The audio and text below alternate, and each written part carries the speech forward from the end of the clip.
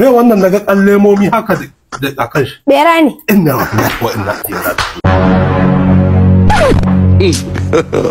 Yau ko kai ba? Na yi tunanin fa ba za ka ci ba mai gida. Ha ba wannan nama mai daɗi ba dole in ci shi ba. Allah sarki ga sauran. Sauran nama ne?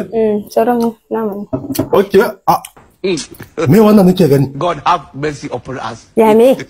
Me wannan daga kan lemomi haka da akan shi. Bera ne. Inna wallahi wa inna ilaihi raji'un. Kaga mace? Ai kullum shi kake ci.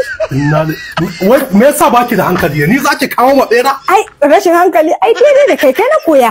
Wallahi shi kake ci kullum kuma shi zaka ci gaba da ci karasa. Karasa.